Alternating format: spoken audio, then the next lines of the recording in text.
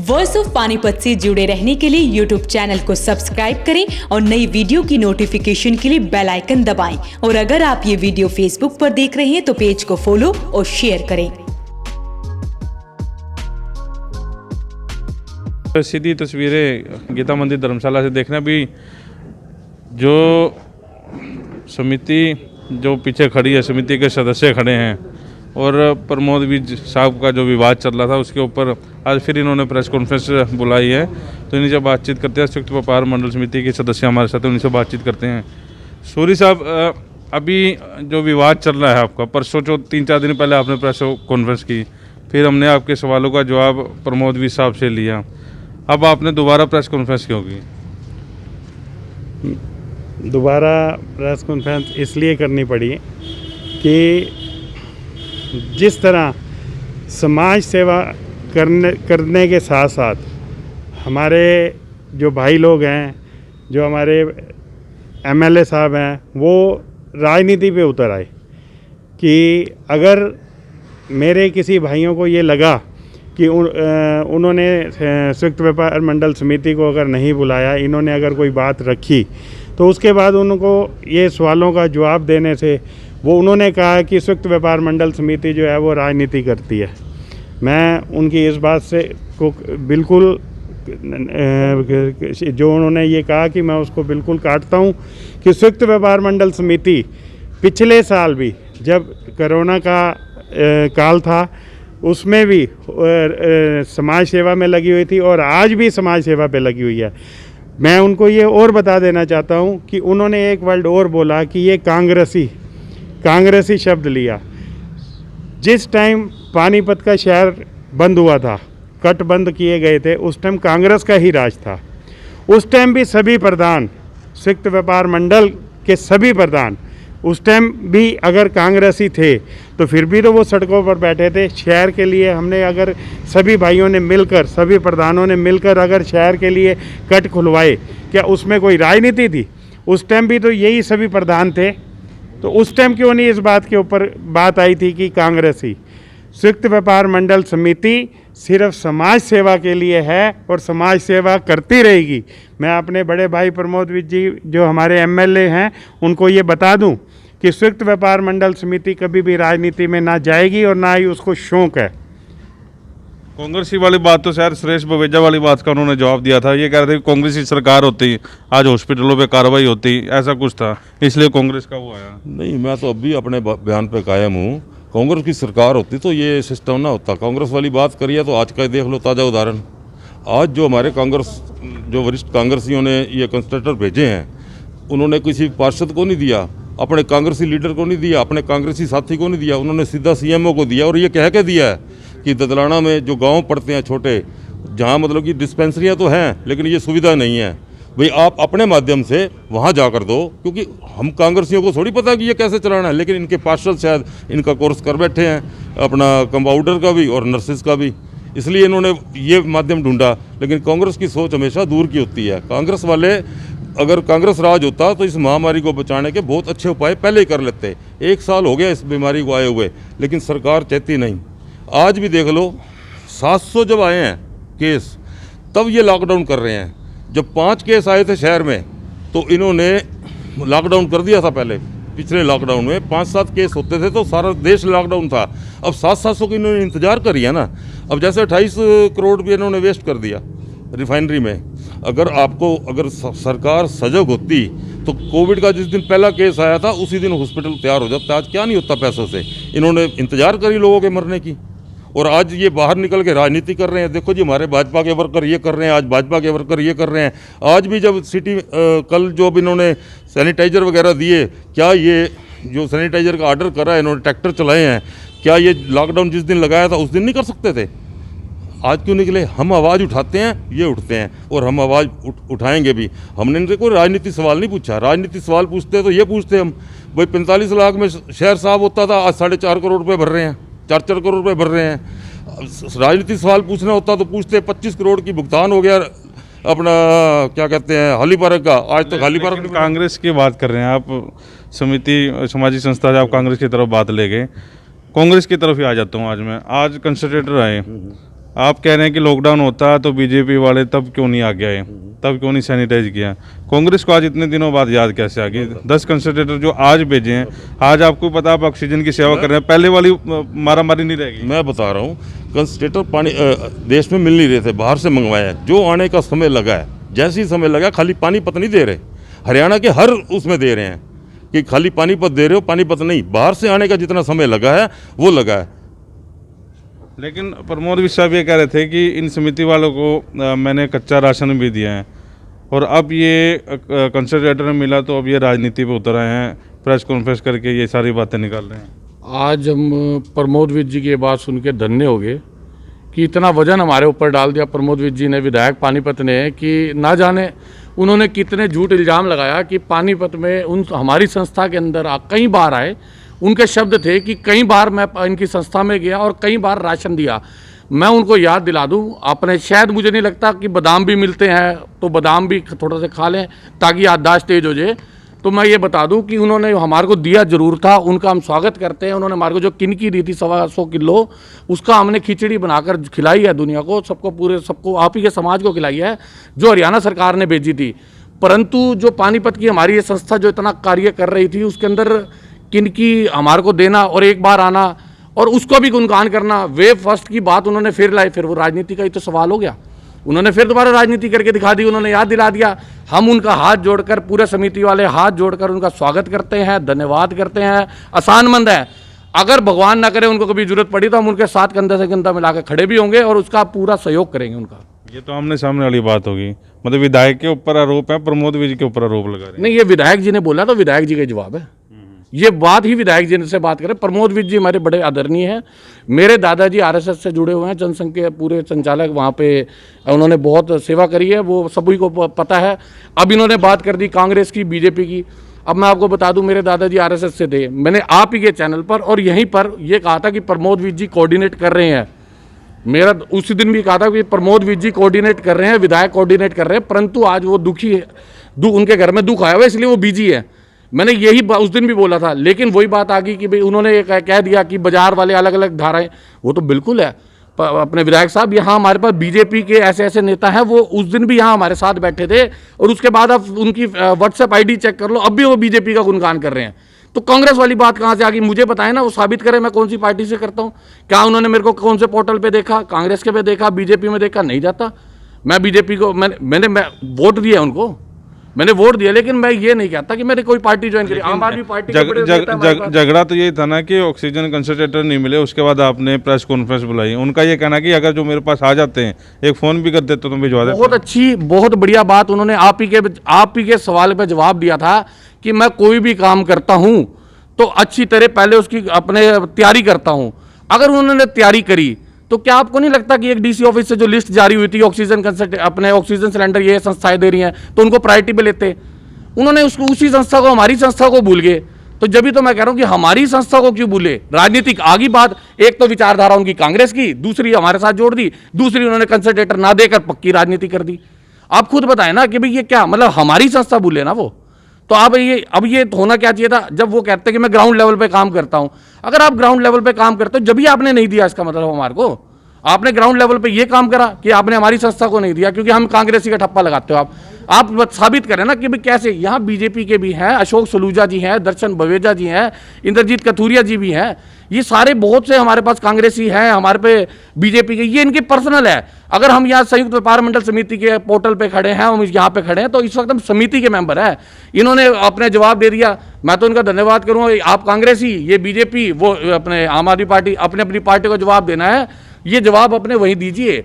हमारे यहाँ पर जवाब सिर्फ और सिर्फ समिति से रिलेटेड बात होगी, सिर्फ और सिर्फ हमारी संस्था से रिलेटेड बात होगी। उन्होंने हमारे साथ नाजायज करी है, जब भी हम बोल रहे हैं। सलूजा जी, आप प्रेस कॉन्फ्रेंस के माध्यम से जो विधायक ने आपको कहा, उनके सवालों का जवाब दे रहे हैं? ये नहीं, उनके सवालों का जवाब नहीं दे रहे। विधायक जी ने ये कहा कि मैं यहाँ कई बार आया, लेकिन मैं विधायक जी के बीजेपी में आने से बहुत पहले से एक बीजेपी का छोटा सा कार्यकर्ता, लेकिन विधायक होने के नाते उनको ये छोटे शब्द इस्तेमाल नहीं करने चाहिए थे। आज वो विधायक हैं तो पूरे शहर के हैं। अगर मैं बीजेपी का कार्यकर्ता हूँ तो इनसे भी बहुत पहले कहूँ, इनके पापा 5 बार चुनाव लड़े और मैंने 5 बार इनके चुनाव में काम किया है। और 1977 के अंदर जब हमारी जनता पार्टी की सरकार थी तो जनता पार्टी में मैं जनता पार्टी का जनरल सेक्रेटरी था, राजेश भाटिया जी प्रधान थे। उस वक्त तो ये राजनीति में आए नहीं थे, तो आज ये कैसे कह सकते हैं कि ये जनसंघी है, ये कांग्रेसी है। अगर आज हम संयुक्त व्यापार मंडल में खड़े हैं या हम एक प्रयास में खड़े थे, एक प्रयास में भी हमने काम किया है। हमने कभी भी ना तो बीजेपी देखी है, ना कांग्रेस देखी है, ना कभी आम आदमी पार्टी देखी है, जबकि उसमें सारी पार्टियों के हम एक साथी हैं। और जिस दिन मैंने ये संस्था ज्वाइन की थी, पहली शर्त यही थी कि इस संस्था के अंदर राजनीति बिल्कुल नहीं होगी। जिस दिन ये राजनीति करेंगे, मैं आपको आपके माध्यम से कह देता हूँ कि मैं इस संस्था में नहीं रहूँगा। लेकिन यहाँ भाईचारा है, इन लोगों ने हमारे भाईचारा के अंदर जो फूट डाली है वो मुझे सहन नहीं होगी। अगर इन्होंने भाईचारे के अंदर पहले हमारा अच्छा भला संयुक्त व्यापार मंडल एक चल रहा था, इतने सालों से चल रहा था, उसमें कोई दिक्कत नहीं आई। लेकिन जिस वक्त मेरे प्रधान बनने की बात आई उस वक्त से राजनीति कूद गई। उस वक्त हमें बड़े बड़े फ़ोन भी किए गए और मुझे प्रधान बनने से एक बार रोका भी गया। जिस वक्त मुझे प्रधान बनने से रोका गया, इन लोगों ने मेरा साथ दिया, तो आज मैं इन भाइयों का साथ कैसे छोड़ दूँ? राजनीति ये लोग कर रहे हैं, मैं नहीं कर रहा। अगर आज मैं उनका साथ दे रहा हूँ तो मैं भाईचारा निभा रहा हूँ, लेकिन ना कि राजनीति कर रहा हूँ। आप भी 2 शब्द बोलेंगे जी, जो सारी ये चल रहा है? देखिए, आपके सामने है आज पानीपत में जो बीजेपी की राजनीति हो रही है। बात तो करते हैं वो कि मैं पानीपत का विधायक हूँ। आपको मैं छोटी सी बात बता दूँ, आज से 3-4 महीने पहले अशोक सलूजा और विशाल वर्मा जी विधायक जी के पास थे। उन्होंने कुछ इस तरह की बातें कही कि समिति की तरफ से कुछ उनकी तरफ स्टेटमेंट जाती है, उनके खिलाफ स्टेटमेंट जाती है।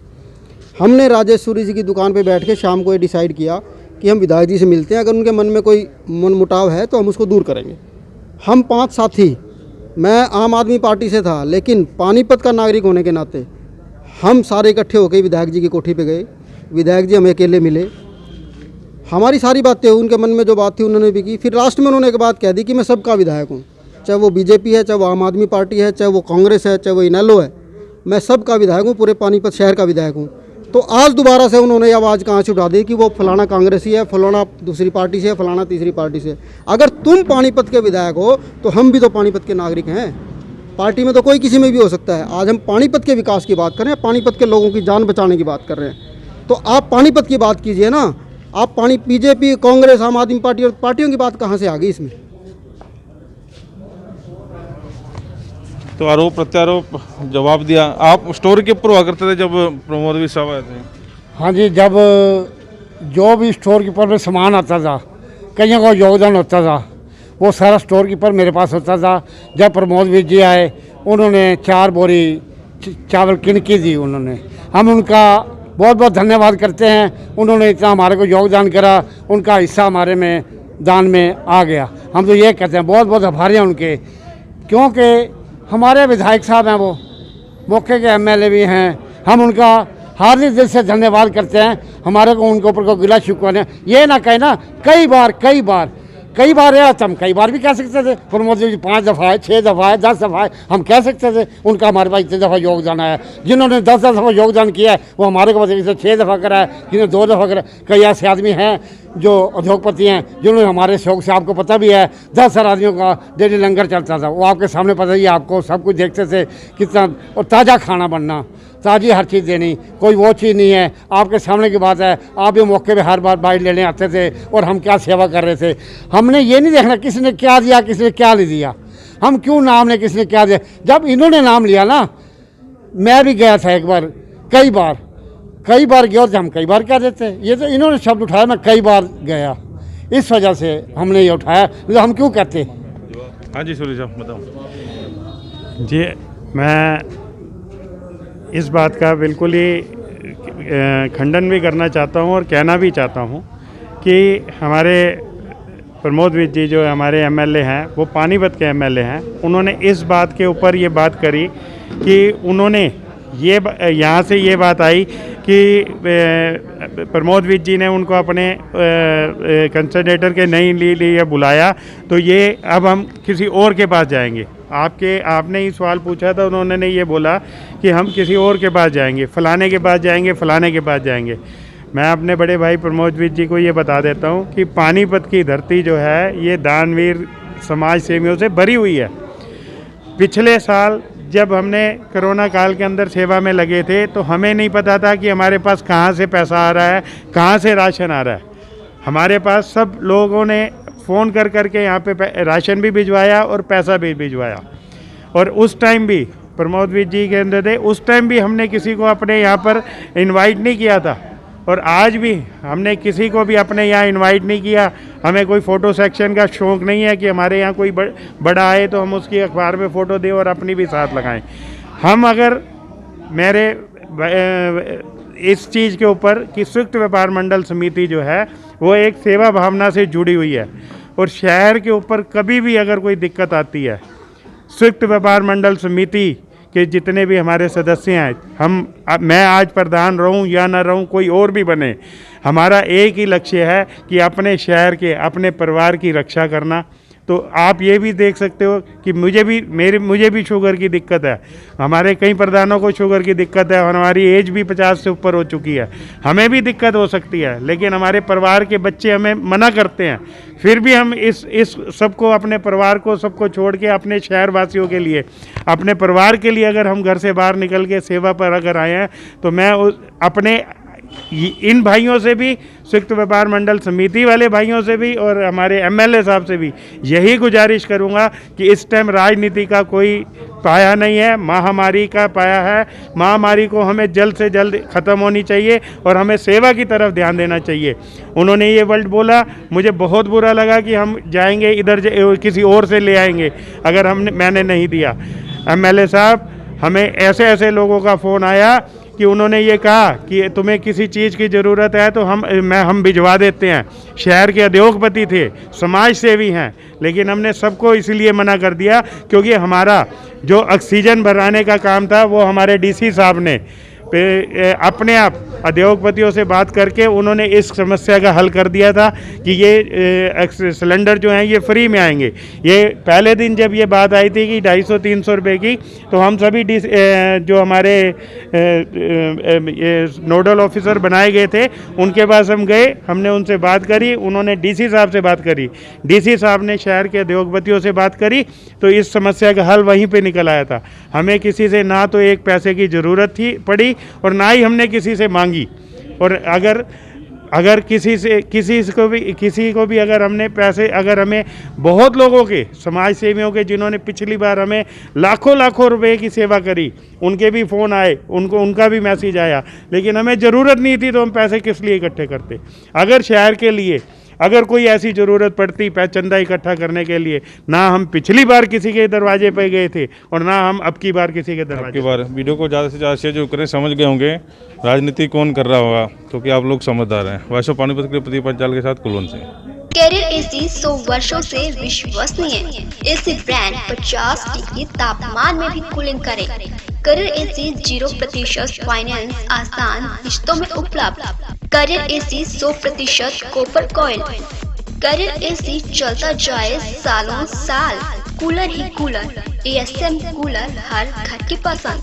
100% कॉपर मोटर में एएसएम कूलर कूलिंग में number 1। Balaji electronic near Federal Bank, GT Road, Panipat. 98122145।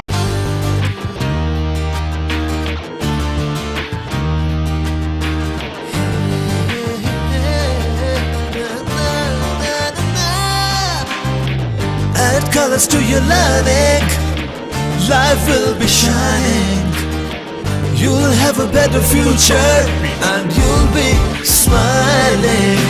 Pride Sanskriti School, a better place, a better world.